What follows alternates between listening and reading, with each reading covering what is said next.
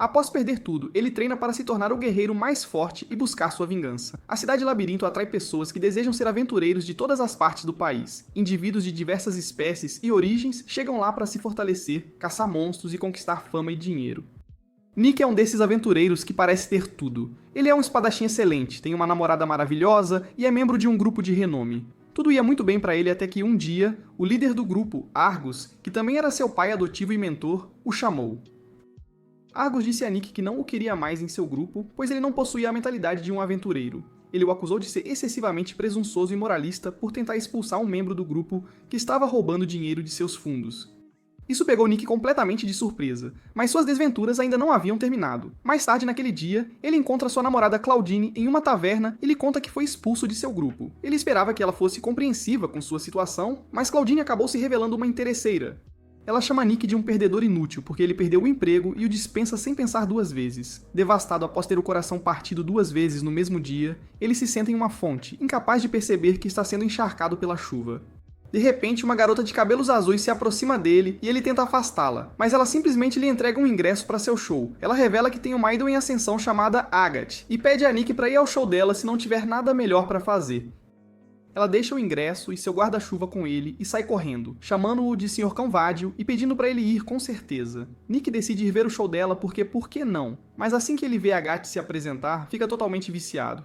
Ele se torna um otaku de idols e gasta todo o dinheiro que tem em produtos da Agathe. No dia seguinte, ele vai à guilda dos aventureiros porque precisa de mais dinheiro para gastar em mercadorias. Ele tenta encontrar qualquer grupo que o aceite, mas todos já têm seus grupos completos. Nick então avista um rapaz loiro parado sozinho no canto e decide falar com ele. No entanto, a autoconfiança diminui ao se lembrar de como foi expulso do último grupo, então ele perde a oportunidade. E outra pessoa recruta o rapaz loiro. Após falhar em conversar com uma única pessoa o dia todo, Nick vai a uma taverna para uma bebida cedo e esquecer seus fracassos. Ele se senta sozinho em uma mesa, bebendo cerveja barata e comendo comida sem sabor, enquanto grupos ao redor continuam cantando slogans sobre o poder da amizade que o enojam mais do que sua comida insossa. De repente, um grupo de pessoas livres chega à taverna e eles precisam compartilhar a mesa de Nick porque nenhuma outra está livre. Eles se sentam um por um, e Nick percebe que não estão ali juntos. A primeira deles é uma garota rica vestindo roupas elegantes e carregando uma varinha com uma grande pedra mágica. Nick percebe que ela é de uma família nobre, mas se pergunta por que uma pessoa como ela está ali. O segundo rapaz parece um padre pelo seu uniforme, mas já está bêbado e cheira a perfume feminino barato, o que faz Nick perceber que ele acabou de vir da zona de meretrício. Além disso, ele também não tem a medalha de um clérigo, o que significa que foi demitido da igreja. A última pessoa é uma garota dragão que tem cicatrizes por todo o corpo, e Nick percebe que ela já viu sua boa dose de batalhas, mas, no fundo, ela parece um animal assustado e ferido. Finalmente, a bebida chega, e Nick quer fazer um brinde a tudo o que perdeu hoje, e aos 3 perdedores que compartilham a mesa com ele. Então, depois de beber a cerveja, ele bate a caneca na mesa, gritando que eles não podem confiar nos humanos. Ele não estava sozinho, e todos os outros também gritaram a mesma coisa ao mesmo tempo. Eles se olham e percebem que são todos semelhantes de uma forma ou de outra, então acabam compartilhando suas histórias. A garota rica chamada Tiana começa. Ela fala sobre como já foi a melhor aluna na escola de magia mais prestigiada deste país. Todos a elogiavam por suas habilidades e humildade. Um dia, ela foi à cafeteria e encontrou seu noivo sentado lá com outra mulher. Tiana não suspeitou de nada a princípio, então começou a contar-lhe animadamente sobre seu dia e como os professores a elogiavam por sua nova magia. No entanto, o noivo revelou-se um pedaço de lixo misógino com um ego muito pequeno e frágil. Ele se sentia ofuscado pelas conquistas de Tiana e começou a gritar com ela por ser muito presunçosa. A garota com ele também acusou Tiana de menosprezar outros alunos que não eram nobres como ela. Ela até disse que Tiana havia seduzido seus professores para conseguir notas melhores, e os fãs dela acreditaram em tudo isso. Ele nem deu a Tiana a chance de se explicar e terminou com ela. Em seguida, Tiana, com o coração partido, deixou a escola e obteve permissão de seu pai para sair de casa e viver por conta própria. Ela veio para a cidade labirinto para conseguir um emprego, mas ninguém a contratou. No entanto, enquanto suspirava sobre sua má sorte na estrada, ela encontrou um anúncio sobre uma empresa de jogos de azar. Tiana comprou o bilhete e acabou ganhando a primeira aposta de sua vida. Ela logo se tornou uma jogadora completa e perdeu tudo o que tinha, e em breve não tinha dinheiro nem para pagar o aluguel. Então ela decidiu tentar a sorte como aventureira e foi procurar um grupo no dia seguinte. No entanto, sempre que alguém tentava recrutá-la, ela acabava os assustando por causa de sua expressão facial séria e intimidante. Isso a fez vir à taverna para afogar suas mágoas. Em seguida, o padre se apresenta como Zen, que costumava ser um curandeiro respeitado em sua pequena cidade. Uma garota da cidade frequentemente o ajudava coletando muitas ervas medicinais para ele. Zen a agradecia e pagava-lhe uma boa mesada por seu trabalho. Certa noite, a garota chegou à sua clínica silenciosamente com algumas ervas. Zen tentou entregar-lhe uma moeda, mas ela agarrou a mão dele, pedindo-lhe para amá-la como uma mulher. Agora, Zen era um homem de caráter. Ele disse à garota que não tinha permissão para namorar ninguém por ser um padre, em vez de dizer-lhe que ela era muito jovem para namorar. A garota ficou profundamente magoada com suas palavras, então ela fugiu, chorando e o amaldiçoando. No dia seguinte, enquanto Zen curava seus pacientes, um grupo de padres entrou em sua clínica e o levou para fora. Zen viu a garota ajudante atrás deles, parecendo bastante triste e ferida. Ele imediatamente tentou alcançá-la e perguntou o que havia acontecido com ela, mas logo descobriu que a garota o acusou de assediá-la, apenas porque ele não aceitou sua proposta. Ela começou a chorar jogando as moedas que recebeu de Zen, dizendo que ele as deu a ela como dinheiro de suborno. Bem, sem sequer ter a chance de se explicar, Zen foi trancado em uma prisão horrível por 3 meses. Quando foi tirado da cadeia, ele foi exibido diante das pessoas furiosas antes de ser banido de sua cidade natal para sempre. Zen logo chegou a uma estalagem decadente em uma cidade próxima, onde a bela senhora de pele morena já o conhecia. Ela o cumprimentou com um sorriso, e Zen notou que ela tinha fortes dores nas costas, então ele se ofereceu para curá-la. Ele a curou a noite toda na cama, aparentemente, e pela manhã a senhora se sentiu muito melhor. Ela disse a Zen que acreditava que ele era uma boa pessoa. Ela o instruiu a ir para a cidade labirinto e se tornar um aventureiro para viver sua vida livremente, sem qualquer culpa. Não só isso, ela lhe deu uma bolsa com algumas roupas de clérigo, um cajado e um livro de magia. Zen disse que não podia aceitar, mas a mulher o incentivou a ficar com eles porque pertenceram a uma amiga dela quando ela era uma aventureira. Depois disso, Zen passou a gostar de mulheres maduras, e ele estava na cidade para se divertir com elas enquanto trabalhava como aventureiro. A garota dragão é a última, e quando Nick pede para ela compartilhar sua história também, ela se assusta. Ela diz que algo precioso foi roubado dela por alguém próximo, e todos ficam constrangidos, pois pensam que ela está falando sobre sua virgindade. Bem, acontece que a garota dragão, Curran, está bêbada demais para elaborar corretamente. Eles bebem mais um pouco e na manhã seguinte Nick acorda e se encontra em um lugar estranho com seus companheiros de bebida da noite anterior. Tiana diz a todos que aquele é o quarto dela e manda que saiam. Todos saem, mas então Nick de repente pede para pararem. Ele pergunta se eles acham que se separar Sally é a escolha certa para eles. Ele diz que se ficarem juntos podem ganhar dinheiro suficiente para viver confortavelmente. Ele enfatiza que todos são pares que não têm lugar em parte alguma, então deveriam simplesmente formar um grupo entre si. Todos eles imediatamente aderem ao plano e vão à guilda dos aventureiros para se registrar. A velha recepcionista os olha e percebe que Nick é o principal jogador ofensivo de um grupo bem conhecido, e Curran é a única pessoa na história que conseguiu voltar viva de uma masmorra de nível do mar sozinha. Ela pergunta qual será o nome deles e Nick responde que serão conhecidos como Os Sobreviventes. Naquela noite, todos se sentam enquanto Nick lhes diz que todos já foram traídos antes, então ele gostaria de estabelecer algumas regras para garantir que isso não aconteça novamente. A primeira regra é que ninguém interfere na vida dos outros e deve cuidar de seus próprios assuntos. Em segundo lugar, eles ficarão de olho no dinheiro igualmente, garantindo que não seja confiado a apenas uma pessoa. Terceiro e mais importante de tudo, não importa o que aconteça, eles sobreviverão a cada dia. Na manhã seguinte, eles começam a explorar as masmorras de nível G, que são muito fáceis, mas eles precisam derrotar o chefe para serem promovidos ao próximo nível. Como Zen e Tiana nunca estiveram em uma batalha real, Nick os ensina os fundamentos de como lidar com monstros. Ele lhes mostra um monstro de gosma, e lhes diz como matá-lo e remover seu núcleo, que eles podem vender no mercado. Tudo parece estar indo bem, enquanto eles continuam conversando e rindo juntos quando finalmente chegam ao próximo andar, onde todos estão removendo esses núcleos.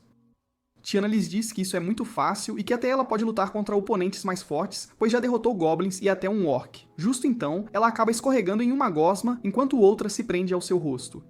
Ela os elimina enquanto Nick ri, dizendo-lhe para ser mais cuidadosa. Tiana, no entanto, reage exageradamente e, por irritação, tenta atirar na gosma com seu ataque de magia de gelo, mas acaba se envolvendo em um pequeno fogo amigo. Felizmente, Curran é uma aventureira experiente e bloqueia a magia dela com sua espada, mas o clima muda quando Tiana tenta se desculpar. Mas Curran perde a paciência, dizendo-lhe que tentou confiar nela, mas é isso que ela está fazendo logo no primeiro dia. Eles permanecem em desacordo um com o outro pelo resto do tempo, e finalmente conseguem chegar ao último andar. Enquanto caminham, Zen comenta sobre a enorme gosma rosa à frente, e Nick responde que é o chefe das gosmas que eles precisam derrotar. Sem pensar duas vezes, Tiana, a gigante idiota, acaba correndo em direção ao chefe e usando magia de gelo poderosa nele. O pingente de gelo congela a gosma, mas quando ela pensou que havia vencido, a gosma explode, afogando-os com sua substância pegajosa. Todos saem da masmorra, alcançando seu objetivo, mas agora precisam lavar a substância pegajosa de seus corpos. Enquanto se lavam, Nick diz a Tiana que ela precisa se acalmar e pedir conselhos quando não souber nada sobre algo.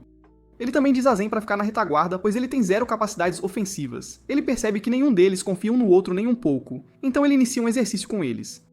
Ele tira a roupa, ficando apenas de calças, e expõe tudo diante deles antes de explicar que é um espadachim bom em combate corpo a corpo e armas pequenas, mas não pode usar magia, não pode curar ninguém e nem mesmo usar armas pesadas como Curran. Ele explica que as pessoas ficam com medo se não sabem o que a outra pessoa pode fazer, mas agora eles conhecem seus limites exatos, o que esperançosamente resultará em mais confiança nele. Lentamente, o padre acaba explicando seus poderes e fraquezas, dizendo-lhes que é bom em curar pessoas, mas tem absolutamente zero capacidades ofensivas e pode ser facilmente derrotado por qualquer tipo de habilidade mágica ou física. Tiana é a próxima, e para mostrar o quão arrependida está, ela acaba indo na frente de Curran e dizendo-lhe que é boa em magia de gelo e vento, mas também pode fazer magia de relâmpago e terra, enquanto sua maior fraqueza é a magia de fogo e o combate corpo a corpo. Ela então volta e se senta em seu lugar, tremendo de frio após se sentir rejeitada por Curran, mas ela acaba jogando uma bola de fogo perto dela para acender uma pequena fogueira que pode mantê-la aquecida. Eles se reconciliam eventualmente e acabam indo para a Floresta dos Goblins, onde são atacados por um grupo de goblins. Nick explica que esses goblins não são muito fortes, mas atacam em grupos e podem armar armadilhas se os aventureiros não forem cuidadosos. Um dos goblins tenta atingir Zen, que consegue bloquear o ataque antes que Nick mate o goblin com um golpe rápido. Ele então avança e corta um monte de goblins em pedacinhos antes que Zen seja novamente salvo por Tiana de um ataque. Eles derrotam a primeira onda com sucesso, enquanto Nick pede a Tiana para encontrar onde os outros goblins estão escondidos, já que ela tem a habilidade de detectar magia. Ela lhes diz que há cerca de mais 10 goblins à frente antes de ficar um pouco nervosa ao lhes dizer que sentiu a presença de um goblin que parece diferente, pois tem 5 vezes a magia de qualquer goblin comum. Nick imediatamente fica alerta e lhes diz que deve ser uma forma evoluída de goblin, conhecida como Hobgoblin. Ele lhes diz que Hobgoblins podem ser extremamente poderosos e são geralmente encontrados em estágios mais avançados. Zen pergunta se eles deveriam recuar, mas Nick responde que não podem recuar, pois caso contrário, os goblins começarão a ter atacar as aldeias próximas. Ele elabora um plano dizendo-lhes que os Hobgoblins são basicamente imunes à magia, então a melhor aposta deles são ataques físicos pesados, que apenas Curran pode desferir. Ele diz a Zen que ele e Curran vão para a ofensiva, enquanto o trabalho dele é continuar aprimorando-os, e Tiana fornecerá fogo de cobertura. Todos concordam com o plano e a batalha começa. Tanto Curran quanto Nick começam a correr em direção aos goblins, enquanto Tiana usa sua habilidade de estilhaços de gelo para matar um monte deles, e Zen continua aprimorando-os. O Hobgoblin invoca mais alguns goblins escondidos, enquanto Nick rapidamente se livra dos que estão à sua frente. Curran confia em Tiana e continua correndo à frente, enquanto Tiana usa seus estilhaços de gelo para matar os goblins à sua frente. Curran vai direto para o Hobgoblin e desfere um enorme golpe de espada flamejante, matando-o imediatamente, enquanto Nick acaba com o resto. Eles se parabenizam, e então Nick explica que precisam extrair os chifres dos goblins, pois eles devem ser vendidos no mercado.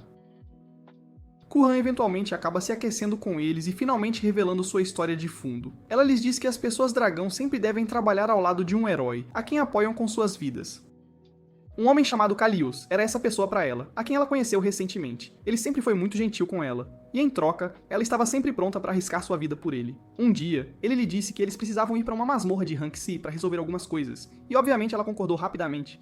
Antes de entrar nas masmorras, no entanto, ela acaba colocando todas as suas coisas importantes, incluindo um pingente de herança que seu pai lhe deu, dentro de uma bolsa para guardar, mas Kalios chega no último momento e lhe diz que eles não podem realmente carregar tanta carga, então ela deveria simplesmente deixar a bolsa para trás.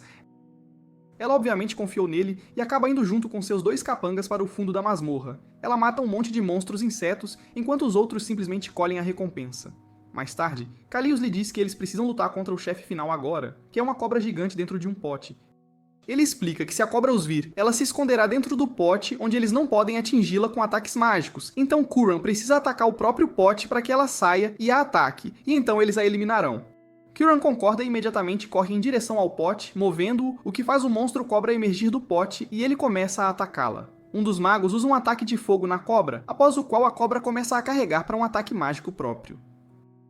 Curran pergunta a Kalios o que está acontecendo, mas ele lhe diz para continuar atacando e não se preocupar. Ela acredita nele mais uma vez e mantém a cobra engajada enquanto espera que Kalios a ajude. No final, a cobra acaba capturando-a e usando seu hálito tóxico nela, ferindo-a enquanto ela cai no chão, mal consciente.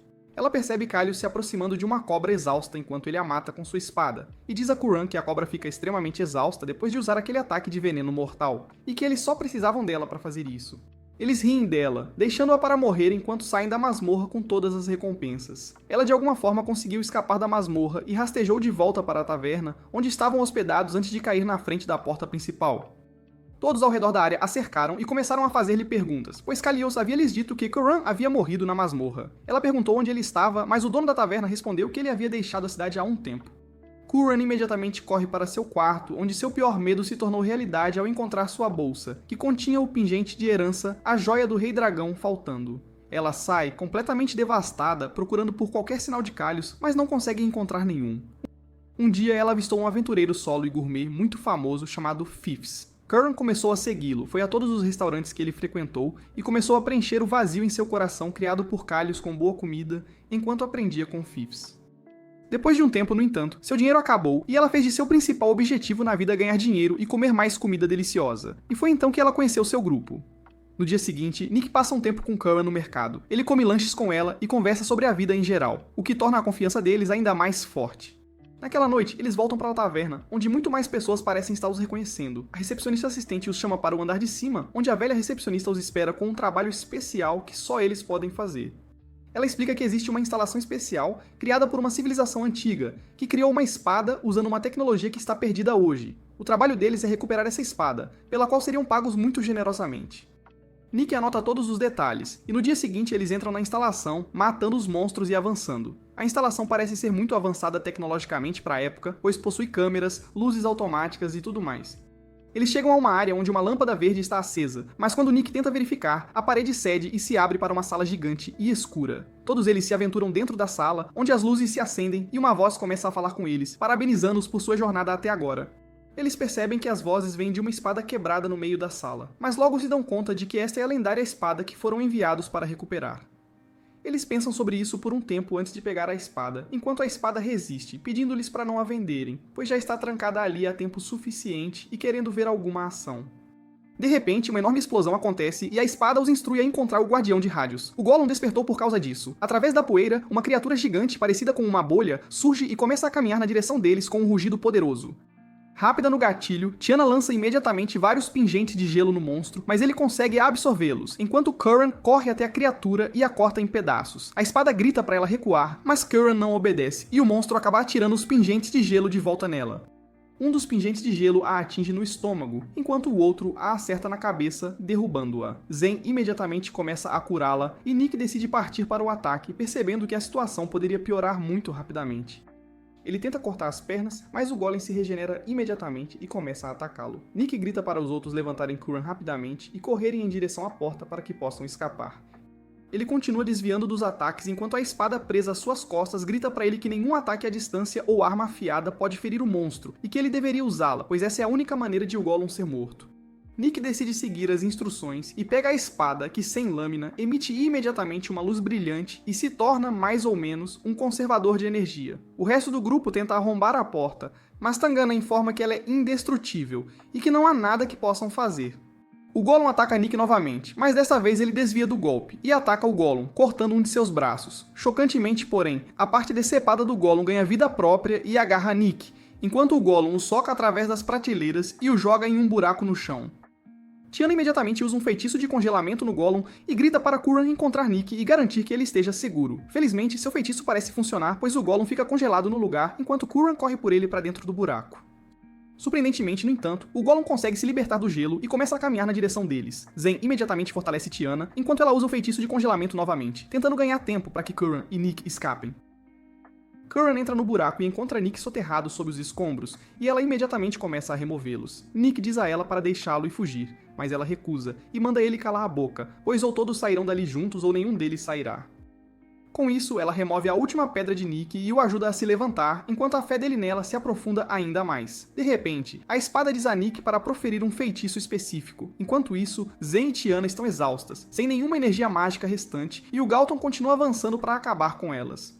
Justo quando tudo parecia perdido, no entanto, Nick emergiu do buraco e explodiu o Gollum em pequenos pedaços. Tiana e Zen ficam chocadas ao ver que Nick se fundiu com Curran e se tornou um só, com um belo conjunto de escudos e asas. Isso foi graças ao poder da espada ancestral, que na verdade é a espada dos laços. O núcleo do Golem ainda parece estar ativo, pois se regenera mais uma vez, mas Nick está extremamente poderoso em seu estado fundido e usa sua espada para destruir completamente o Golem, deixando seu núcleo cair ao chão. De repente, Curran e Nick se separam e caem no chão, respirando com dificuldade com a espada nas mãos. Eles finalmente conseguem retornar à guilda, onde acabam dando uma réplica da espada à velha recepcionista, pois a espada se transformou em um garotinho de cabelos brancos chamado Kizuna, e ele implorou para que não o vendessem a outra loja de antiguidades. Felizmente, tudo acaba dando certo, e eles voltam para a casa de Tiana, onde distribuem o dinheiro igualmente, antes de seguirem seus próprios caminhos para aproveitar o tempo livre. Mais tarde, Nick e o grupo se reúnem em uma taverna, onde Nick lhes mostra a quantia de dinheiro que lhes resta depois que todos gastaram o seu. Acontece que eles mal têm dinheiro para comprar alguns lanches, o que entristece a todos, mas Nick os anima com um discurso motivacional e os convoca a ir para a próxima masmorra. Eles entram em uma masmorra e encontram um lago gelado, dentro do qual várias criaturas estão congeladas. Eles também avistam um ogro gigante sentado no gelo e todos se esgueiram para um terreno elevado, mantendo suas vozes baixas e preparando uma emboscada. Kurena acaba se aproximando ainda mais do monstro, tratando isso como uma espécie de jogo, o que excita Kazuma, que quer provar seu valor, então ele simplesmente corre até o ogro gritando com ele, o que meio que destrói a emboscada. Ele saca sua espada enquanto o monstro levanta seu porrete de gelo, atingindo Kazuma, mas, felizmente, ele consegue bloquear o golpe com a ajuda de sua espada. Isso surpreende a todos, pois o ogro parece ser bem forte, e eles não esperavam que Kazuma simplesmente bloqueasse o ataque com sua espada fina. O ogro recua e atira uma rajada de gelo nele, mas Kazuna simplesmente arrebate como se estivesse jogando tênis. Ele imediatamente corre até o monstro e tenta atingi-lo com sua espada, mas o ogro bloqueia com seu porrete. Kizuna simplesmente sorri e usa outra habilidade incrível que o transforma em um clone de si mesmo. E ele cerca o ogro, atacando-o de ambos os lados e matando-o imediatamente. Todos o cercam enquanto Nick comenta que se sente um pouco cansado, mesmo sem ter feito nada. Kazuna responde que é porque ele usou a resistência e a mana de Nick para realizar essas habilidades, já que estão conectados. Eles saem da masmorra, e enquanto Tiana e Zen querem descansar, Kuran, Kazuna e Nick estão com fome, então começam a caminhar para um estabelecimento de comida próximo. Assim que Nick olha para a lanchonete que estavam visitando, seu coração afunda ao perceber que é a mesma lanchonete que ele e sua ex-namorada costumavam frequentar. Além disso, foi também o lugar onde ela o largou. Ele tenta conversar com os outros para que possam ir comer em outro lugar, mas eles já estão lá dentro e ele é forçado a seguir. Depois de entrar, eles pedem a comida, mas Nick parece estar desanimado. De repente, ele ouve uma voz familiar e se vira para ver sua ex-namorada Claudine com outro jovem sentado no mesmo lugar onde ela costumava sentar com ele. Ele percebe que o rapaz parece estar dando a ela um presente de aniversário, enquanto ela lhe diz que precisa de dinheiro para voltar à sua cidade natal, pois sua mãe está bastante doente. O pobre e ingênuo rapaz imediatamente lhe diz para não se preocupar, pois ele dará um jeito. Nick já teve o suficiente disso, e ele vai até o assento deles e se senta ao lado do rapaz, para o horror de Claudine. O pobre rapaz parece muito confuso, enquanto Nick pergunta quantas vezes o aniversário dela acontece em um ano, porque alguns meses atrás ela acabou de celebrar o aniversário com ele, onde ele lhe deu um presente. O rapaz parece extremamente confuso, enquanto Claudine se vira para ele e o manda ir embora. Nick a provoca ainda mais, dizendo que pensou que a mãe dela já estava morta, pois ela precisou de dinheiro para o funeral dela alguns meses atrás. Isso a irrita, e ela se levanta do assento e joga o presente em Nick antes de sair correndo. O rapaz o olha com tristeza, enquanto Nick lhe diz para não se preocupar, pois ele escapou de uma bala. Na manhã seguinte, Nick e seu grupo estão sentados em uma taverna para tomar café da manhã, quando de repente, um enorme homem-tigre derrama uma bebida sobre Nick, que parece inabalável ao descobrir que sua ex-namorada e o homem-tigre vieram para se vingar. O homem-tigre chamado Leon diz que ouviu que Nick estava incomodando Claudine. Nick simplesmente sorri e lhe diz que não fala mais com interesseiras. Em resposta, Leon o manda resolver a questão lá fora, e ambos os rapazes saem sozinhos.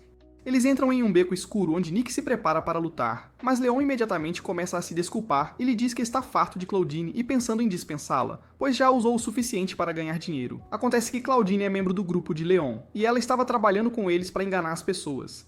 Leon pensa que Nick também está enganando o grupo com quem trabalha atualmente, e o convida a se juntar à gangue deles depois que ele terminar de roubar todo o dinheiro. Isso irrita Nick, que simplesmente desfere um uppercut massivo que manda Leon pelos ares. O felino se levanta imediatamente e, como um completo covarde, saca sua arma antes de tentar atacar Nick. Nick, no entanto, simplesmente desvia do ataque antes de contra-atacar e prendê-lo no chão com uma chave de braço.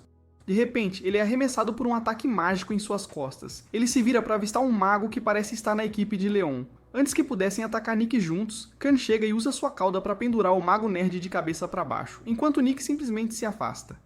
Leon tenta atacar, mas é forçado a parar ao ver a velha senhora da guilda, que o manda ir embora imediatamente antes que ela chame os guardas. Leon, no entanto, diz a ela que está desafiando Nick oficialmente para um duelo, para a surpresa de todos. Todos entram, e Leon revela que terão um duelo matemático, no qual Nick e ele lutarão um contra o outro no ringue, enquanto uma pessoa de cada equipe resolverá os problemas. Quem resolver as questões mais rápido e acertar as respostas dará ao seu companheiro de equipe um golpe livre na outra pessoa. Esse tipo de duelo é bastante novo para todos, exceto para Nick. A velha senhora tira uma sacola na qual estão escritos os nomes de cada membro de cada equipe, para que as pessoas que resolverão os problemas de matemática possam ser escolhidas. Da equipe de Leon, Claudine é escolhida, enquanto infelizmente da equipe de Nick, Karen é selecionada, que nem sequer sabe matemática básica, pois nunca precisou usá-la. Karen fica chocada e extremamente nervosa, incapaz de dizer qualquer coisa porque sabe que não consegue fazer nenhuma conta. Mais tarde, Zen lhe dá um exame prático para ver qual é o seu nível, e descobre-se que até as questões de matemática mais básicas estão fora do seu alcance, pois ela só consegue acertar 20% delas. No dia seguinte, Curran começou a estudar com a ajuda de todos, enquanto Nick enviou Zen para beber e coletar informações sobre a gangue do Tigre. Finalmente, no dia anterior à batalha final, todos se reúnem na casa dele, que está bastante desarrumada. De qualquer forma, Zhang relata que a gangue do Tigre trapaceia todas as vezes usando cristais mágicos que lhes permitem comunicar-se telepaticamente.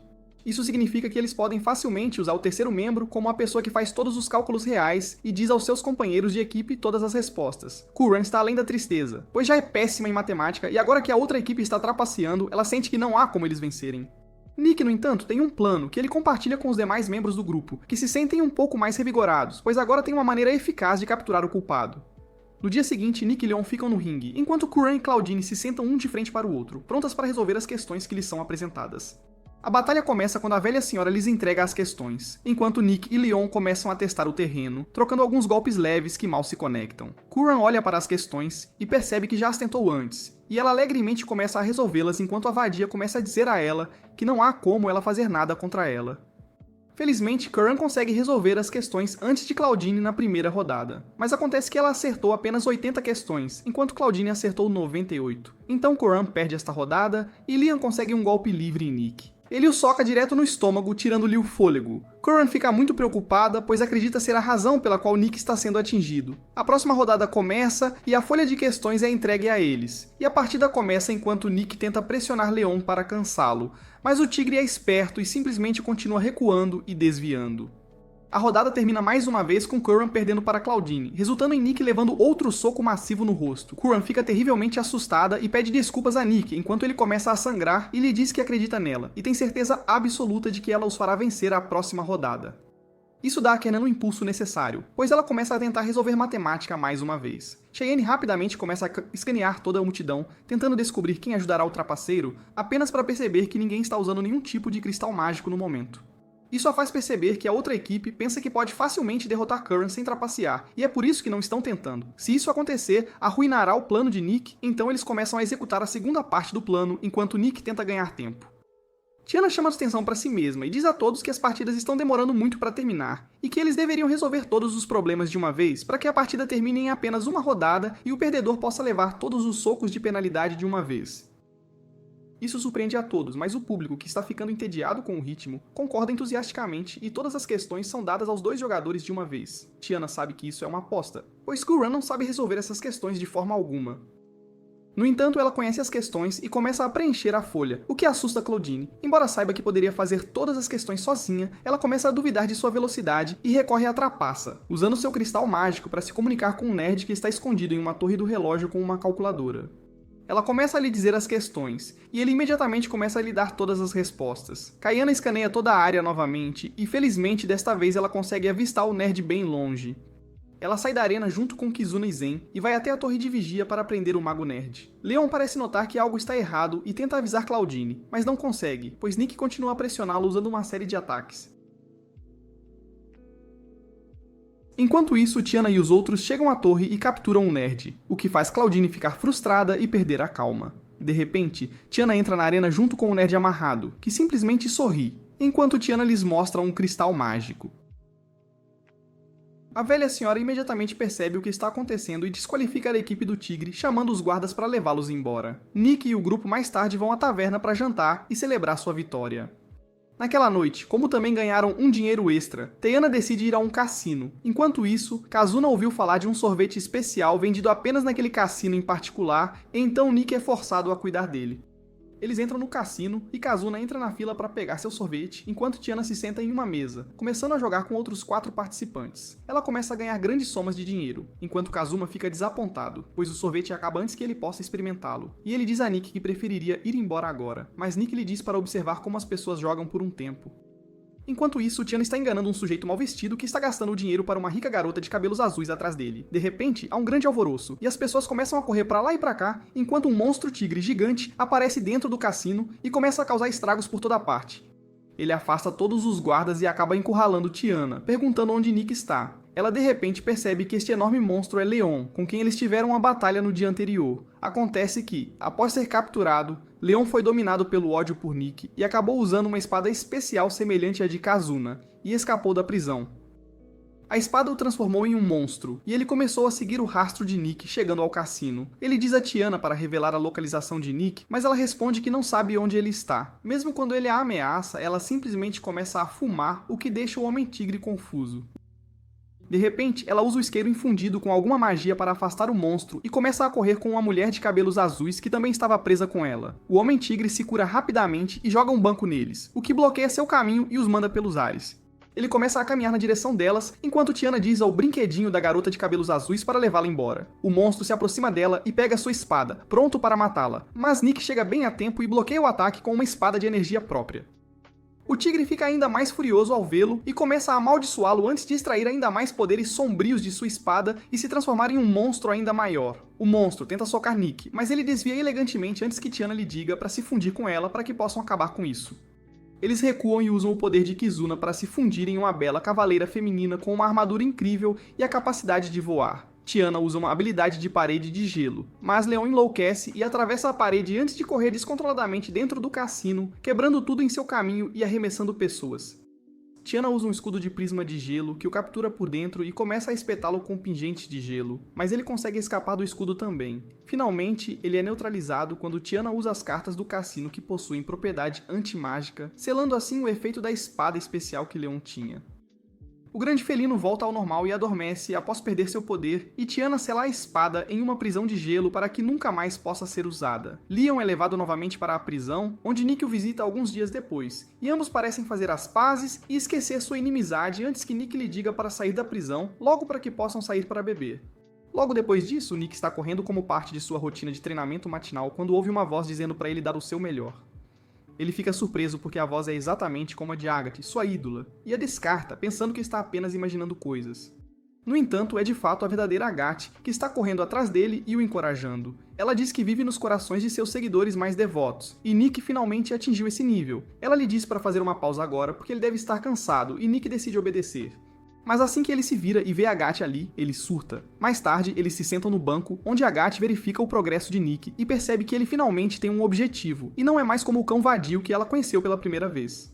Ela afirma que está muito feliz por ele, mas depois continua se distraindo. Agathe organiza seus pensamentos e então diz a Nick que no dia em que lhe deu o ingresso, ela estava confusa se havia feito a coisa certa.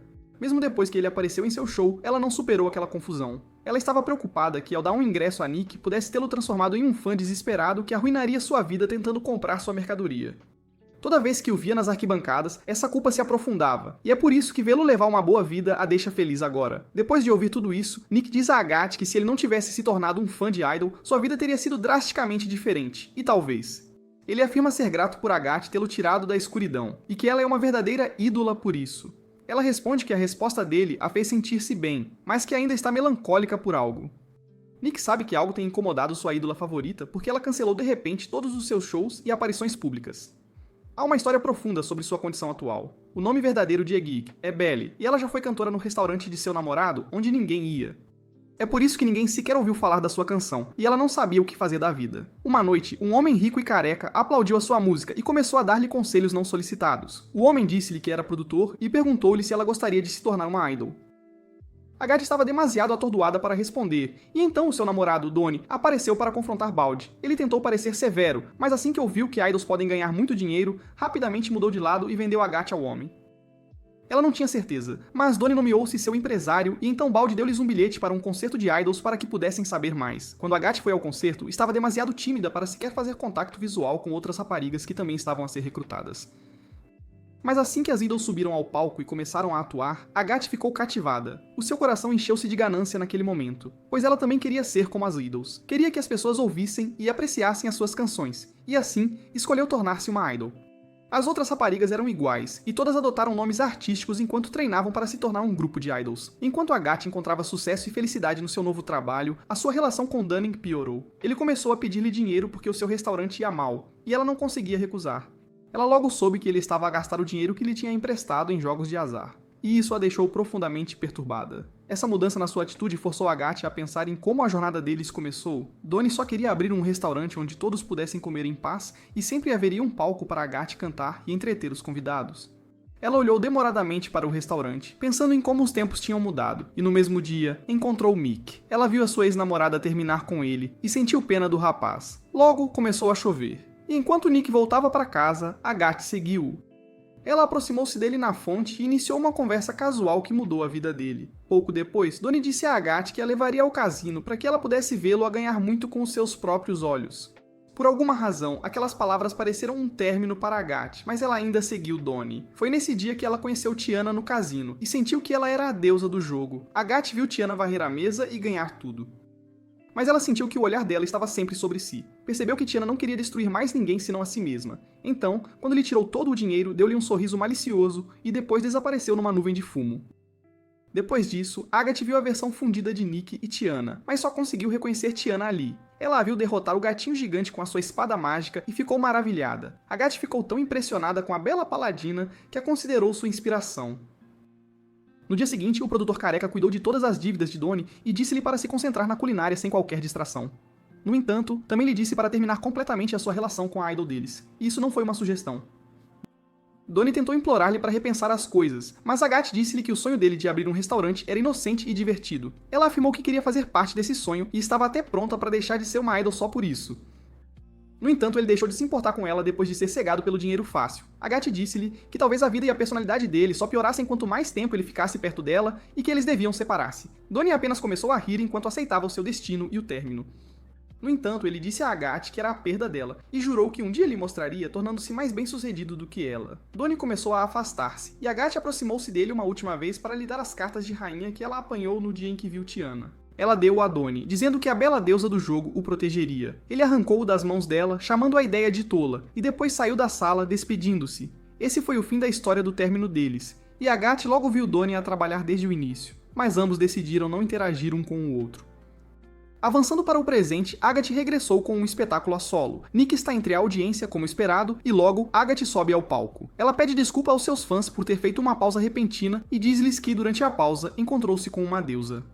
Agathe fala sobre o incidente no cassino onde uma bela cavaleira derrotou o monstro tigre, e Nick fica chocado ao perceber que ela estava lá naquele dia. Agathe diz que a bela e lendária paladina lhe deu esperança e inspiração, e ela escreveu uma nova canção pensando nela. Ela começa a interpretar a canção com os seus colegas de equipa, desempenhando os papéis de apoio. Agathe jura à lendária paladina que se tornará uma verdadeira idol que trará esperança para a vida dos seus fãs.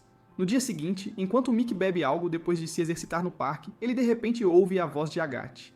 Ela finge ser a sua voz interior e continua a brincar com ele enquanto se esconde atrás de um arbusto. Nick de repente pergunta-lhe se ela está bem agora, porque parecia bastante desanimada da última vez que se encontraram. Agathe responde que, claro, às vezes se sente desanimada porque também é humana. Ela fala sobre como as pessoas estão sempre rodeadas de preocupações quando, de repente, vê um cachorrinho vadio à sua frente. Ela faz um gesto para que ele se aproxime e começa a brincar com ele. Nick, de repente, responde à sua afirmação e diz que sempre que as pessoas resolvem algo que as incomoda, dão um passo em frente, e isso é o melhor que se pode fazer. Alguns dias depois, Kizuna está a tagarelar sobre um artigo numa revista que fala sobre o misterioso Homem-Passo. Ele conta entusiasmado aos seus amigos sobre o Homem-Passo, que se diz ser um raptor com poderes fantasmagóricos que ninguém consegue parar. Kuran diz que deviam derrotar um raptor tão malvado, mas Nick diz-lhe para não se preocupar com isso porque o Homem-Passo é apenas uma lenda urbana. Kizuna fica zangado com isto e corre para mostrar a Nick os testemunhos das testemunhas, mas Nick descarta-os e pede-lhe para não acreditar em tudo o que lê numa revista de fofocas de terceira categoria. Apesar disso, Kizuna continua a reclamar sobre o Homem-Passo, e uma nerd de cabelo verde ouve-o enquanto passa. Ela coloca o seu cartão na janela enquanto se apresenta como Olivia, uma das principais escritoras da revista que Kizuna está a segurar. Ele diz-lhe que é um grande fã do trabalho dela, e então Olivia irrompe, dizendo a todos que não só é escritora, mas também aventureira. Ela salta e faz alguns movimentos ginásticos desleixados para mostrar o quão fiche ela é. Ela tropeça e esbarra em Kuran, e depois segue o seu caminho. Mais tarde naquela noite, enquanto Zen regressa da sua visita habitual ao Distrito do Prazer, ele encontra uma rapariga a andar à sua frente nas ruas escuras. De repente, ela é puxada para as paredes da rua e desaparece, e Zen perde metade da sua ressaca. Por outro lado, Nick tinha levado Kizuna consigo a um concerto de idols ao vivo.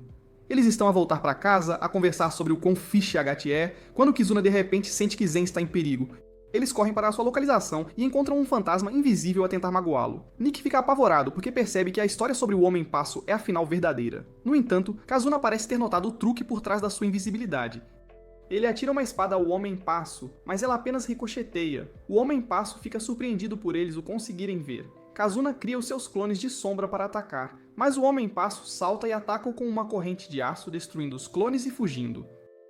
Kazuna amaldiçoa-o, e então eles vão ter com Zen, que estava a segurar a rapariga que o Homem-Passo estava a tentar raptar. Eles levam-na ao estabelecimento de Zen, onde a chefe cuida da rapariga, cujo nome é Reina. Eles perguntam-lhe se ela sabe algo sobre o incidente, e ela diz que o Homem-Passo tem uma vingança pessoal contra ela. Ela pensa que ninguém vai acreditar nela só porque é uma criança, mas Nick garante-lhe que sim. Reina revela que a sua mãe sempre saía de casa à noite para lutar contra o Homem-Passo, mas agora está desaparecida e internada no hospital.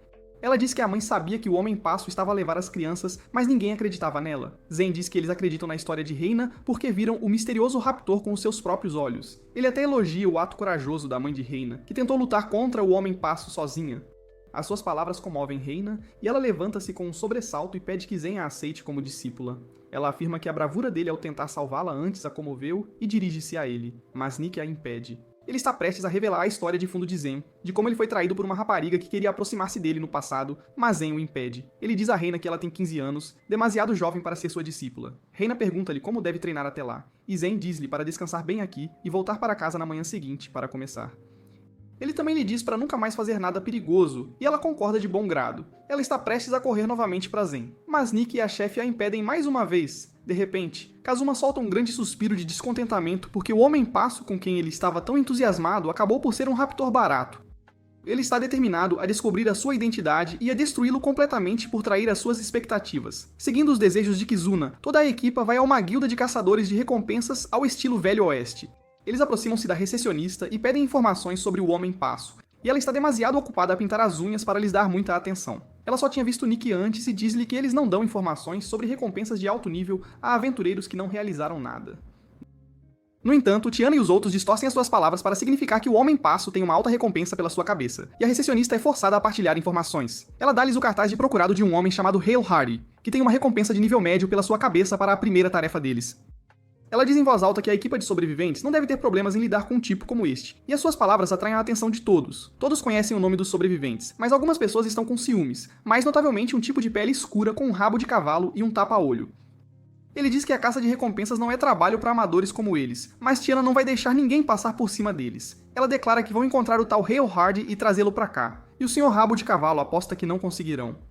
Ele não devia ter usado a palavra aposta, porque, ao ouvir isso, Tiana colocou uma grande e gorda bolsa de moedas na mesa como a sua aposta. Ela pede ao Rabo de Cavalo para igualar e ele fica nervoso. Tiana diz a todas as pessoas na guilda para ganharem algum dinheiro para apostar nesta oportunidade. E toda a guilda se transforma numa grande festa de jogo, com pessoas a apostar desde o dinheiro do aluguer até as suas poupanças de uma vida neste pequeno desafio. Logo Nick e a equipa chegam à pior parte dos bairros de Lata, onde nem os cavaleiros ousam ir. O líder dos bairros de Lata vem cumprimentá-los e pergunta o propósito da sua visita. Nick diz-lhe que estão ali para uma caça de recompensas e oferece algum dinheiro para comprar informações. O velho recusa-se a dizer-lhe algo sobre o seu alvo, mas Nick quer saber se algo estranho está a acontecer nesta área ultimamente. O líder do bairro de Lata tagarela sobre o nascimento de alguns cachorros e algumas coisas irrelevantes, então a equipa decide procurar o seu alvo por conta própria. No entanto, enquanto eles estão a sair, o líder do bairro de Lata dá-lhes um conselho. Ele pede-lhes para se manterem afastados da pessoa chamada Nalgava quando ele está a trabalhar. Ele não diz muito sobre Nalgava, mas insiste que ele é alguém importante. Eles avançam mais fundo no bairro de Lata e o cheiro fétido começa a incomodar Kuran. Logo dão de caras com alguns bandidos a tentar extorquir-lhes uma portagem, mas Kuran e Kizuna dão conta deles rapidamente, enquanto Nick agarra o líder e pergunta-lhe sobre Hale. O bandido diz-lhe a localização e depois pede-lhe para pelo menos pagar pela informação. Todos simplesmente o ignoram, mas Zen torna-se um pouco mais íntimo com o tipo, dizendo que ele vai morrer em breve. Ele tenta diagnosticá-lo e pergunta, o que há de errado com o seu corpo? E depois de um pouco de luta, o bandido diz que não consegue dormir há algum tempo. Ele faz uma birra, dizendo que estranhos como eles não têm o direito de interferir na sua vida quando não entendem nada sobre ela, mas Kuran diz-lhe que sim. Zen então entrega ao bandido uma bolsa de medicamentos que o podem acalmar e diz que é o pagamento pela sua informação. Para agradecer a Zen pelo medicamento, o bandido também o avisa que Hale é um corredor rápido, e que ele vai escapar se os vir a chegar. Eles logo entram na área onde Hale está e Zen sente-se mal pelas pessoas que têm de viver neste buraco infernal. Kizuna avista Hale, que está a ter um momento com a sua namorada. Nick arromba a porta, assustando Hale e a sua namorada. Enquanto Nick declara que estão ali para recolher a sua recompensa, a rapariga foge, e Hale tenta manter todos distraídos enquanto tenta escapar pela janela. Infelizmente para ele, Kazuma já está lá para cortar a sua fuga. Hale é amarrado e levado, mas nesse momento um padre aparece e para Nick e o seu grupo. Ele pergunta-lhes para onde estão a levar o seu paciente e Hale chama o homem de Dr. Nelgava. O padre de aspecto severo tenta avisar os aventureiros que ninguém tem o direito de se meter com os seus pacientes, mas Nick diz-lhe que estão ali para recolher a recompensa pela cabeça de Hale, que cometeu praticamente todos os crimes, exceto o assassinato. Nelgava chama Hale de tolo por desperdiçar a sua vida entregando-se ao pecado, e diz que só pode curar doenças e não a culpa. Ele diz a Nick que não o vai impedir de levar Hale. Ele acrescenta que Hale tem uma doença grave chamada doença do demônio amarelo, e ele só quer tratá-lo uma última vez antes de ser levado. Nick diz ao velho que o seu paciente pode ser executado e o seu tratamento pode ser em vão, mas Zem diz-lhe que ele está errado. Ele fala sobre como os padres devem tentar salvar quem puderem, e então Naldava pergunta-lhe se ele também é padre. Zen corrige-o, dizendo que ambos são ex-padres. Ele então pergunta a Nalgava a razão de ele estar num lugar assim, porque um padre que consegue tratar doenças do demônio amarelo deve ser muito habilidoso. O homem não lhe dá uma resposta clara. De repente, Kazuna pergunta ao padre careca se ele ouviu falar do Homem-Passo que rapta pessoas à noite, e ele responde que não. Hal ri-se disto, dizendo que este lugar está cheio de raptores, então quem se importa com apenas uma pessoa? No entanto, enquanto Nalgama lhe diz para ser cooperativo, ele fala-lhe sobre uma repórter que vem muito aqui e dá doces às crianças para falar com ela. Depois disso, Nick e a sua equipa levam Hale à guilda de caçadores de recompensas, e a recepcionista fica impressionada por o terem encontrado em apenas um dia. Tiana então vai ter com o Sr. Rabo de Cavalo e leva todo o dinheiro que foi recolhido das apostas. Ele tenta dizer-lhe que parte disso pertence às pessoas que apostaram nela também, mas ela ignora-o e leva-o diretamente à recepcionista. Tiana diz à recepcionista para comprar o máximo de licor que puder com este dinheiro e tratar toda a guilda com isso. Todos se regozijam e gritam que Tiana sabe como festejar, e até o Rabo de Cavalo percebe que perdeu em todas as frentes. No dia seguinte, a recepcionista de ressaca dá-lhes a sua recompensa por capturar Hale, juntamente com informações sobre o Homem-Passo. Há muitos detalhes vagos e sem sentido sobre ele, como ele conserta as calhas das pessoas e diz às pessoas para ficarem acordadas até tarde para ir para a cama. Não há informações fiáveis, e até a recepcionista lhes diz para encontrarem pessoas reais para capturar em vez de fantasmas imaginários. Nick diz-lhe que eles estão, na verdade, à procura do raptor, que se faz passar pelo Homem-Passo. A recepcionista não sabe sobre raptores, mas conhece uma pessoa que dá doces às crianças para falar com elas, e ela está mesmo aqui na guilda. Acaba por ser a mesma escritora, Olivia, de antes, que está a falar com Reina neste momento. Nick e Zen riem-se, mas Kazuma está um pouco curioso. Ele comenta que não conseguiu ver o rosto do raptor, mas que eles eram leves nos pés e usavam correntes. Kuran responde que, antes, quando Olivia caiu sobre ela, sentiu-a demasiado pesada, e ela pode ter enrolado as correntes à volta dela. Enquanto Nick se ri, ele rapidamente diz a Kuran e Kizuna para bloquearem as saídas porque agora suspeita de Olivia. Ele aproxima-se dela e pergunta o que ela faz depois de dar doces às crianças. Olivia age confusa, enquanto Zen afasta a chefe e Reina. Nick então pergunta a Olivia se ela tem de viajar muito como repórter, e ela afirma. Ele pergunta-lhe se o trabalho dela envolve saltar de telhado em telhado, e ela age como se não soubesse de nada. Ele então pergunta-lhe diretamente onde ela estava há 2 noites, e Olivia age como uma tola, enquanto lhe dá algumas respostas bastante estúpidas. Mas quando Nick pergunta por que ela leva as crianças e qual é a sua verdadeira identidade, ela percebe que está cercada. De repente, ela chuta a mesa e a parte em 2. Antes que Nick possa reagir, Olivia está no telhado e ela rasga um buraco nele enquanto escapa, e os 2 pedaços da mesa caem perfeitamente de volta ao seu lugar. Mais tarde, todos se reúnem no estabelecimento favorito de Zen, onde discutem o quão assustador foi para eles descobrir que Olivia era a própria Mulher-Passo. Eles falam sobre como ela era demasiado rápida, e os seus movimentos eram diferentes de tudo o que já tinham visto. Kazuna está estranhamente irritado porque Olivia estava a escrever artigos sobre si mesma como a Mulher-Passo, e ele não gosta de como ela está a tentar ser a versão malvada de Peter Parker nesta era. Nesse momento, a chefe diz-lhes que tem um convidado especial hoje. Uma mãe musculosa, que é na verdade a mãe de Reina, entra na sala caminhando com a ajuda de uma bengala, e Reina corre imediatamente para ela. Nick também conhece a mulher cujo nome é Ada, porque ela foi membro de um grupo de rank A por muitos anos. Ada fica nostálgica enquanto Nick fala sobre os seus dias de aventura, e depois comenta que ela até foi em aventuras com um tipo chamado Fifths, a quem Curran idolatra. Ada então agradece aos sobreviventes por cuidarem da sua filha, e diz-lhes que ela não vai fazer nada imprudente sob a sua vigilância. Todos concordam, e Reina tenta apelar a Zen, chamando-o de mestre. Ada fica surpreendida ao ouvir isso, mas Zen ainda está firme nas suas palavras. Ele diz a Reina claramente que sempre que vê raparigas da idade dela, fica aterrorizado porque, há muito tempo, uma certa rapariga o enganou, e ele passou meses na prisão por causa dela. Depois de sair da prisão, ele desenvolveu uma fobia de raparigas que ainda eram jovens. Ele não conseguia falar com elas e às vezes tinha dificuldade em respirar também. E ele ainda sofre um pouco com isso. Reina lembra-lhe que ele a protegeu naquela noite. E Zen diz que qualquer pessoa sensata teria feito o mesmo naquela situação. No entanto, ele confessa que, quando salvou Reina, sentiu esperança de que poderia superar esta maldição que o atormentava há muito tempo. É por isso que ele quer que Reina espere por 15 anos. Ada interpreta mal isso e diz a Zen que não vai deixar a sua filha casar com ele. Reina intervém para esclarecer a confusão e diz-lhe que Zen é apenas o seu mestre porque ela será mais cuidadosa ao escolher um namorado. Todos riem do fato de Zen ter sido rejeitado, e depois de um pouco de brincadeira amigável, Ada fica a saber de tudo. Ela mais uma vez agradece a todos por salvarem a sua filha, e então diz-lhes para desistirem de caçar o Homem-Passo. Ela diz-lhes que o Homem-Passo, que é muito provavelmente a rapariga repórter, é demasiado poderosa para eles, e Nick concorda.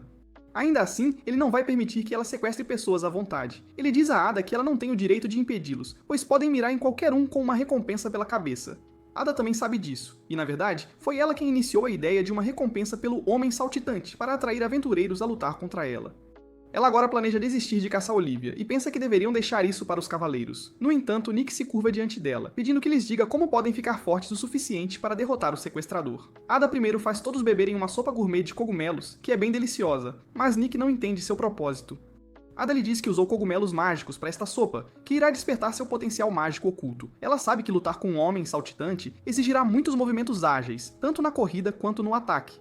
É por isso que ela acredita que usar a magia corretamente é a chave para a vitória. Nick responde que não tem confiança com magia, e Teyana diz que não consegue lançar feitiços em combate corpo a corpo. Zen diz a mesma coisa que ela. Kermin diz que pode tentar, mas não é boa em coisas complexas que exigem poder cerebral. Ada os provoca dizendo que os sobreviventes são bem rápidos em desistir. Ela então entrega um isqueiro mágico a Curran, pedindo que ela cante a palavra-chave queimar enquanto passa sua magia por ele. Curran tenta fazer isso, mas não consegue se concentrar e desiste. Em seguida, Ada entrega o isqueiro a Nick, que não tem certeza se consegue. No entanto, ele consegue produzir um pequeno fogo em sua primeira tentativa, e seus amigos ficam impressionados. Ele mesmo fica surpreso, mas diz que este pequeno fogo não os ajudará a vencer o Homem Saltitante. Ada lhe diz que estava apenas testando seu potencial mágico e não mandando-lo usar magia de fogo. Ela então solta uma enorme labareda usando o isqueiro e diz a Nick que, se ele praticar muito, também poderá fazer isso. Logo depois, o treinamento começa. Nick está andando em uma corda bamba, enquanto Ada lhe diz que o Homem Saltitante usa dois feitiços principais de aprimoramento, corpo leve e corpo pesado. Como Nick estará em combate próximo, ela quer treiná-lo usando um corpo leve e pede que ele pule 10 vezes na corda. Nick pensa que seria um trabalho fácil, então ele começa a pular. Ele aterrissa na corda todas as vezes, sem nenhum erro, e todos pensam que ele será facilmente capaz de fazer isso. No entanto, ele tropeça no nono salto e atinge o chão com força. Logo, uma noite, uma garota está voltando para casa depois de comprar pão, quando de repente, o Homem Saltitante chega e a leva embora. Por sorte, Kazuna chega e chuta o Homem Saltitante para longe, enquanto Curran pega a garota em segurança. O resto da equipe cerca o Homem Saltitante e lhe diz que seu jogo acabou agora. No entanto, Nick ainda sente a necessidade de confirmar se Olivia está realmente por trás do disfarce do Homem Saltitante, mas ele não obtém resposta. Em vez disso, o Homem Saltitante simplesmente foge. Kazuna acredita que, como o Homem Saltitante usa magia de ataque, magia de movimento e magia de ilusão ao mesmo tempo, ou ele é muito talentoso ou está usando algum tipo de ferramenta mágica. Tiana lhes diz que conhecem alguém que é especialista em ferramentas mágicas, e no dia seguinte, Nick faz uma visita a Leon, que está preso. Depois de servi-lo com alguns deliciosos pães de carne, Nick pergunta a Leon se ele conhece alguma ferramenta que possa ajudar a ocultar a presença de alguém. O tigre fica sério ao ouvir isso, e responde que ele deve estar falando sobre a joia do Rei da Ilusão, que geralmente é incorporada em outra ferramenta mágica para ser usada. Nick pergunta como pode combatê-la, e Leon lhe diz que para quebrar a ilusão, ele só precisa dizer o nome de seu usuário. No entanto, Nick disse o nome de Olivia, e a ilusão não se desfez, o que significa que há outra pessoa por trás do disfarce. No dia seguinte, Nick está de volta ao seu treinamento, e desta vez, ele realiza com sucesso um salto mortal para frente na corda bamba. Ada continua a incentivá-lo, e isso lembra Nick de como ele não treinava tão arduamente desde o início. Ele recorda como sua figura paterna, Argus, o ensinou a empunhar uma lâmina, e mais importante, disse-lhe que se tornar um guerreiro é mais do que apenas usar armas. No presente, Nick consegue pular facilmente de uma Clawless Line para a próxima, exibindo sua agilidade antes de aterrissar no chão. Seus amigos também chegaram lá naquele momento. Zen relata que ele andou conversando com as pessoas cujas casas estavam com vazamentos e telhados danificados. Nick entende que, fazendo isso, eles podem descobrir as rotas regulares que o Homem Saltitante usa, pois ele pula de um telhado para outro. Ele dá uma olhada na rota que eles delimitaram e ela os leva de volta aos cortiços. Eles perguntam ao líder do cortiço se ele tem alguma nova informação para eles, e ele não pode lhes dizer nada além das mortes de 2 filhotes. Ele acrescenta que uma garota morta dos cortiços foi recentemente levada para os cemitérios comuns, mas ninguém sabe nada sobre ela e ele nem se lembra do rosto dela. Enquanto o grupo retorna dos cortiços, uma névoa densa os cerca, e Kizuna sente que um inimigo os está seguindo. Ele avisa seus amigos usando telepatia, e então, de repente, Olivia pula em direção a eles de uma árvore próxima. Ela começa a atacar Nick com alguns movimentos de Kung Fu, mas ele usa a magia do corpo leve e pula sobre a cabeça dela para evitar seus ataques. Ao ver isso, Olivia o acusa de ser o homem saltitante, e Nick lhe diz que ela é quem o é. Ela o ataca mais uma vez, e enquanto Nick desvia, o corrimão de ferro atrás dele é esmagado pelo soco pesado de Olivia. Kazuna vem se juntar à luta com seus clones, mas, surpreendentemente, Olivia também pode usar a magia de clone, e ela rapidamente se livra dos clones de Kazuna. Todos ficam chocados, mas Nick pensa nas palavras de Leon e pergunta com confiança se ela é a verdadeira Olivia. Ao ouvir isso, Olivia começa a agir como uma boba novamente. Ela diz que, embora ele a tenha acusado de ser o homem saltitante, ela não vai guardar rancor. Nick está perplexo agora, e ele sugere que eles conversem. Olivia então lhes diz que ela é uma homem saltitante, mas não o homem saltitante que sequestra pessoas. Ela diz que antigamente o nome homem saltitante era usado para todo excêntrico que pulava nos telhados, mas agora alguém está se aproveitando disso. Nick comenta que se ela tivesse lhes contado isso na guilda de caçadores de recompensas, as coisas teriam sido muito mais fáceis, mas ela não se importa com isso. Ela conserta o corrimão deformado com força bruta, e então Nick de repente a pergunta sobre a habilidade de clone que ela usou. Ela tenta ameaçar e expor Kizuna, que usa uma magia antiga, e ele diz que também a denunciará. Eles decidem chegar a um acordo e propõem trabalhar juntos para pegar o homem saltitante. Depois disso, eles vão para a casa funerária, onde o corpo da criança do cortiço está guardado. Eles abrem o caixão e não encontram nada estranho, mas Olivia pede a todos que descrevam os traços faciais da garota em detalhes. Ninguém consegue fazer isso, e então Olivia explica que há algo interferindo em seus sentidos e habilidades cognitivas aqui. Decidem virar a garota e uma pequena pedra preciosa vermelha cai de seu corpo. Zen a pega, e Olivia diz que é provavelmente um fragmento da joia do Rei da Ilusão. Todos se perguntam por que alguém iria tão longe para esconder a identidade da garota morta. Olivia esmaga a pedra para apagar seus efeitos, e eles descobrem que a garota tem uma antiga marca de queimadura no braço e uma pinta sob o pescoço. Zen inspeciona os olhos dela para descobrir que eles mostram sintomas de tratamento para a doença do demônio amarelo. Mais tarde, eles procuram informações sobre a garota e descobrem que ela era filha de um ferreiro e desapareceu há mais de um mês. Eles decidem devolver o corpo da garota aos pais dela, e Zen diz que podem vingá-la depois disso. Nick pergunta se ele descobriu a identidade do homem saltitante, e ele afirma, dizendo que devem pará-lo a todo custo. Na noite seguinte, enquanto o homem saltitante balança pela cidade usando suas correntes, Nick o intercepta no ar e o derruba. Ambos aterrissam no telhado de um prédio. E o homem saltitante diz a Nick que seu corpo leve ainda está subdesenvolvido, mas suas artes marciais são boas. Nick pergunta por que ele continua cometendo crimes no mesmo padrão repetidamente. Ele quer saber se a sua autoconfiança é excessiva ou se ele apenas quer ser pego. O homem saltitante o ataca, mas Nick desvia facilmente, e então avança para atacá-lo. Ele grita que descobriu a razão pela qual o homem saltitante sequestra pessoas, e por que seus corpos são encontrados nos cortiços. Eles continuam trocando golpes, e o homem saltitante diz que Nick ainda não descobriu a coisa mais importante. Nick lhe diz que ele está errado, e que sempre esteve curioso sobre por que um curandeiro habilidoso como Nalgava estaria trabalhando e publicando artigos de pesquisa nos cortiços. Assim que ele pronuncia o nome de Nalgava, a magia da ilusão se desfaz, e descobre-se que o sacerdote de aparência severa era de fato o homem saltitante. Ele parabeniza Nick por sua dedução, que responde que o corpo morto que encontraram antes tinha a doença do demônio amarelo. Nick se pergunta em voz alta como uma doença tão mortal e infecciosa como a doença do demônio amarelo está limitada aos cortiços e não se espalha para a cidade principal. Ele diz que deve haver um fator humano por trás disso, e essas são todas as palavras que Zen lhe disse antes. Nick sabe que Nalgava sequestra pessoas para ter mais cobaias, a fim de desenvolver uma cura eficaz para a doença do demônio amarelo. Nalgava diz que não tem mais nada a discutir, e Nick o ataca. Ele continua bloqueando seus ataques, mas então Nick pula alto e desfere um chute de força total nele. Nalgava o bloqueia enquanto avisa Nick que o telhado não aguentará esse tipo de pressão. Mas foi exatamente por isso que Nick fez isso. O telhado racha e ambos caem no prédio abaixo. Lá, Nalgava descobre que está cercado pelos membros do grupo de Nick, e até mesmo a rota de fuga no telhado está cortada. Zen se aproxima e pergunta a Nalgava por que ele está fazendo tudo isso. Ele responde que sua filha morreu da doença do demônio amarelo, e Zen comenta que descobriu isso em sua pesquisa. Ele fala sobre como a maioria das pessoas pensa que a doença do demônio amarelo é apenas uma DST, mas um dia, a filha de Nalgava entrou em contato com o sangue do paciente enquanto cuidava deles e logo perdeu a vida. Nalgava revive sua raiva ao ouvir isso. Ele diz que sua filha só queria ajudar as pessoas, mas eles começaram a espalhar rumores desagradáveis sobre ela ser uma garota promíscua que contraiu a doença ao se envolver com pacientes. Eles a ridicularizaram mesmo após sua morte, e Nalgava ficou furioso. Foi por isso que ele decidiu encontrar uma cura para a doença para vingar sua filha. E ele não se importa com quantas pessoas anônimas morram no processo. Zen pergunta como ele pode ser tão cruel e inspirador ao mesmo tempo. Nalgava lhe diz que todos têm mais de uma personalidade e que nenhum lado é falso. Zen se aproxima do velho sacerdote e lhe fala sobre a garota que acabaram de encontrar no cemitério comum. Ele diz que quando entregou o corpo dela aos pais e explicou a causa de sua morte, todos em sua localidade choraram por ela. Zen diz que ela não era uma garota anônima qualquer, porque mesmo que Naogawa não se importasse com ela, havia pessoas que se importavam. Naogawa começa a rir e tossir, dizendo a Zen que mesmo que o parem ali, o problema não terminará magicamente. Ele concorda, dizendo que apesar disso, eles só podem dar um passo de cada vez. O velho sacerdote se levanta e de repente Kizuna sente alguém se aproximando e avisa a todos. De repente, um feixe mágico perfura a porta e atinge Naogawa bem no estômago. A porta é derrubada e um homem em armadura demoníaca aparece, dizendo a Naogawa que seu tempo acabou agora. Ele entra e Naogawa pergunta ao homem por que ele está ali. O homem blindado responde que teria preferido ajudá-lo, mas ele já disse demais, então está ali para silenciá-lo de vez. Zen tenta curar Naogawa, mas o homem blindado o afasta, pedindo que ele guarde sua magia porque ele vai matar sua equipe em seguida. Kermin e Teiano o atacam com seus ataques de fogo e gelo, mas ele rapidamente desvia de ambos e então os afasta também. Aproveitando isso, Zen cura Naogawa, que lhe diz que está perdendo seu tempo. Ele diz a Zen que está fazendo a coisa errada ao focar em outra coisa quando seus companheiros de equipe estão em apuros. Naogawa diz que sua bondade não é bondade, mas egocentrismo, e isso vai fazer com que todos aqui morram.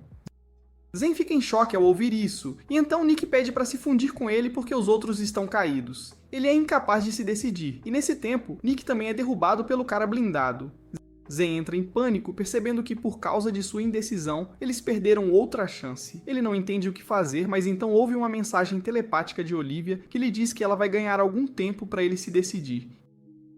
Então, de repente, Olivia aparece do telhado e chuta o cara blindado para longe. Ela caminha em direção a ele, chamando-o de ladrão de ferramentas mágicas, um praticante de rituais estranhos e um fornecedor de armas para os adoradores do deus demônio. Ela conhece o cara pelo seu codinome, Máscara Branca, mas ele não sabe quem diabos ela é. Olivia entra em detalhes para se descrever, e Máscara Branca diz que seu conhecimento excessivo vai matá-la. Ele avança em direção a ela, mas ela para sua espada com as mãos nuas antes de ganhar velocidade e atacá-lo por trás. Antes que Máscara Branca sequer tenha tempo de reagir, Olivia lança uma barragem de ataque sobre ele e racha sua máscara, mas ela continua a se regenerar enquanto eles conversam. Ela percebeu que a máscara é uma relíquia de uma civilização antiga, e seus ataques não vão conseguir atravessá-la. Enquanto isso, Nick e Zen finalmente realizam um feitiço de união e se fundem um com o outro. Máscara Branca fica chocado ao ver magia antiga sendo usada ali, e ele se pergunta se eles estão usando a lâmina sagrada que não foi utilizada na última guerra. O Zemnikyu Min sabe que Máscara Branca também está usando algo semelhante a eles, e ele decide mostrar isso a eles. Ele usa seu poder especial e prende a Olivia em fuga em uma esfera vermelha. Ele a traz para o chão e Olivia nem consegue se levantar. A Máscara Branca explica que a esfera vermelha aumentou a gravidade, a temperatura e a pressão do ar, e um humano normal não consegue durar muito tempo dentro dela. Ela só consegue amaldiçoar a Máscara Branca em resposta e Zen quer ajudá-la. Mas Kizuna o proíbe de fazer isso porque ele também ficaria preso na esfera vermelha. De repente, a Máscara Branca os ataca, e Zen de alguma forma bloqueia o golpe pesado. Ele então usa sua mobilidade superior para blitzar a Máscara Branca, que acha difícil continuar se defendendo contra os golpes rápidos. Ele fica ainda mais chocado ao descobrir que Zen está girando no ar, criando apoios invisíveis. Por causa disso, sua concentração na esfera vermelha se afrouxa, e o mesmo acontece com as restrições sobre Olivia.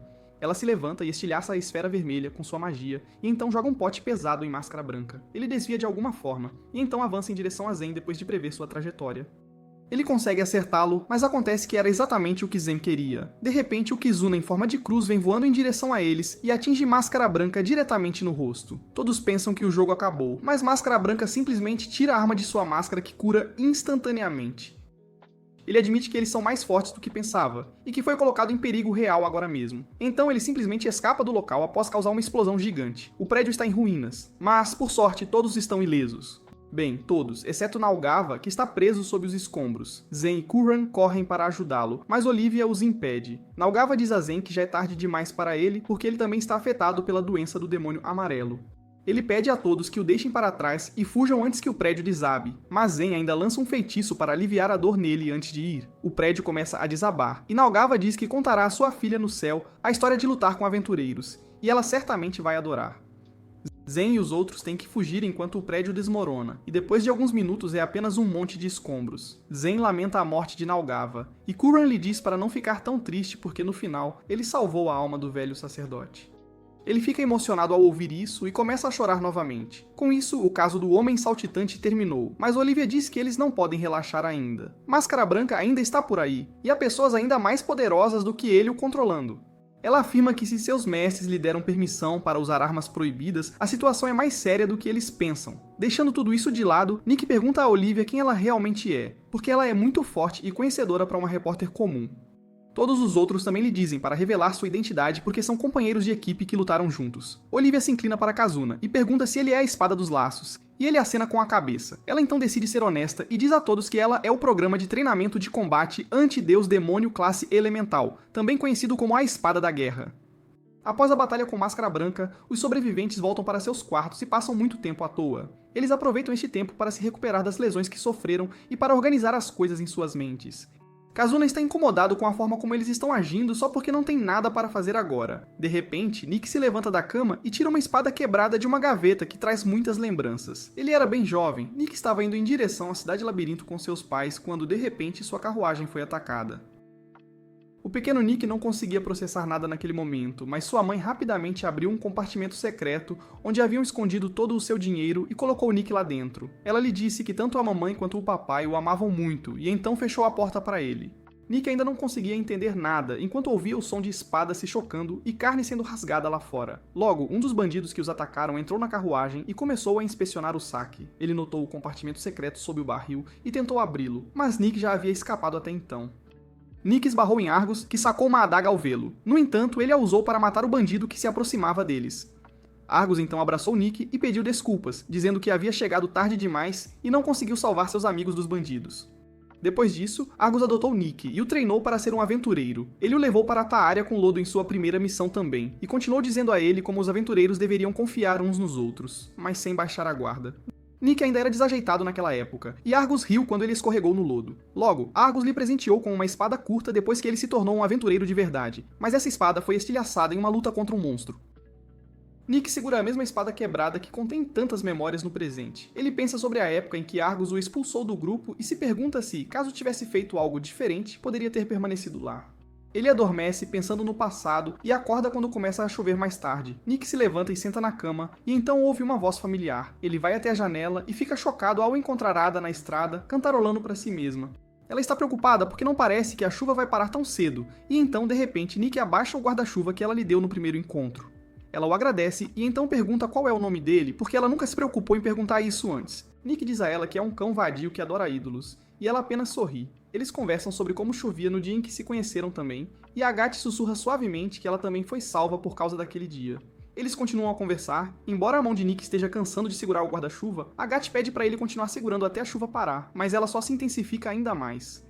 Enquanto isso, Zen está nos bairros pobres, administrando a clínica de Naugava após sua morte e interagindo com seus pacientes. Ele sente que as pessoas da favela realmente respeitavam Naugava, o que significa que ele era um bom médico, apesar de seu lado sombrio e malvado.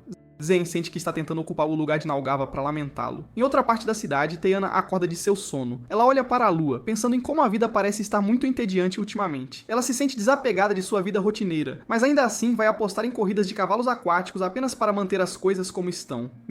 Mesmo que ninguém esteja lá para machucá-la ou traí-la, e mesmo que ela esteja ganhando nas apostas, ela ainda está entediada com sua vida. No dia seguinte, o grupo se reúne em seu lugar de sempre, e Kuran é a última a chegar ao local. Ela pergunta nervosamente a todos se estão bem, e eles respondem que sim. Kazuna percebe que os sapatos e a túnica de Zen estão sujos, então ele pergunta se ele ainda está trabalhando nas favelas. Zen afirma, mas lembra a Kizuna que eles não devem interferir na vida privada um do outro, de forma alguma. À noite, enquanto Zen está sentado em sua clínica, Kizuna aparece por lá. Ele promete que não está ali para interferir, mas apenas para atuar como seu guarda-costas, pois as favelas podem ser bem perigosas. No dia seguinte, eles se encontram novamente, e Kuran pergunta a todos se já comeram algo. Eles dizem que comeram algo no café da manhã, e ela então diz que deveria sair para comer sozinha. Enquanto caminha sozinha, Kuran pensa em Kellius e em sua traição. Ela admite que, apesar da traição, seus dias de aventura com ele e com os outros foram bastante divertidos.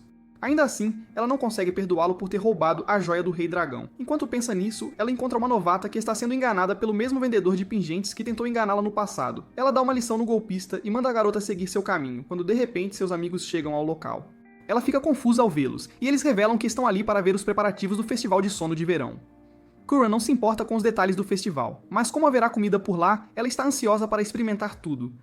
Ela começa a se perguntar se seu ódio e desejo de vingança desaparecerão se ela continuar vivendo feliz com seus amigos, mas ela também não parece se importar muito com isso. Nesse exato momento, Olivia vem correndo em direção a eles, gritando sobre uma grande notícia de última hora. Ela tenta esconder todos antes da grande revelação e apenas Kizuna cai em seu truque. Tiana lê a notícia da revista, que diz que o lendário deus demônio das trevas está à beira de ser revivido. Tiana e Nick dizem a ela para não espalhar tantas notícias falsas, mas Olivia, com confiança, lhes diz que ela é uma fonte confiável para essa notícia. Essa fonte é o bom e velho "confia em mim, irmão", e ninguém fica satisfeito com essa resposta. No entanto, Olivia diz que tem algumas suspeitas sobre o mercado negro de onde a Máscara Branca obteve a joia do Rei da Ilusão. Kuran de repente pergunta a ela se o mercado negro também lida com a joia do Rei Dragão. Ela expressa sua confusão aos amigos, dizendo que, embora esteja se divertindo com eles, ainda não consegue superar seu passado. Tiana diz a ela que não há nada para se confundir e que ela deveria ir atrás de seu passado e confrontá-lo de uma vez. No entanto, desta vez, ela não vai sozinha, porque todos virão junto com ela. Zen e Nick também concordam. E então Olivia diz que eles também podem encontrar quaisquer pistas sobre a Máscara Branca quando estiverem no mercado negro. Ela quer encontrá-lo e depois seus chefes e continuar até que cheguem ao vilão supremo deste mundo e o derrotem. Kazuna está animado para fazer isso, e Nick pensa que foi manipulado por Olivia mais uma vez, como de costume. Enquanto isso, desta vez, todos os outros também caíram vítimas da manipulação de Olivia, e Nick não tem escolha a não ser se juntar a eles, mesmo que relutantemente. Assim que ele levanta a mão com eles, o show de fogos de artifício começa atrás deles. Eles se viram e veem que o festival já começou, então eles imediatamente fazem uma visita. Nick compra um pouco de algodão doce e o leva para Leon na prisão. Todos os outros também testemunham os fogos de artifício e Kermit segue a aventureira solo até um restaurante e a garota gato que ela salvou antes a segue até lá também. Coincidentemente, o restaurante é administrado pela ex de Agathe, Dani. Agathe também está se apresentando no festival, e Nick está gostando de torcer por ela, enquanto Tiana volta a apostar. Enquanto isso, Kazuna e Olivia sentam-se juntas e conversam como duas lendárias armas artefato. Ele pergunta a ela o que ela pensa dos sobreviventes, como a espada da guerra que treina humanos para lutar contra demônios. Olivia diz que eles são as pessoas que derrubarão o deus demônio um dia, mas esse dia ainda está muito distante. Ela diz que o ceticismo deles é algo bom por enquanto, mas eles terão que confiar mais uns nos outros em breve, no futuro, mas cabe a eles quando perceberem isso de fato.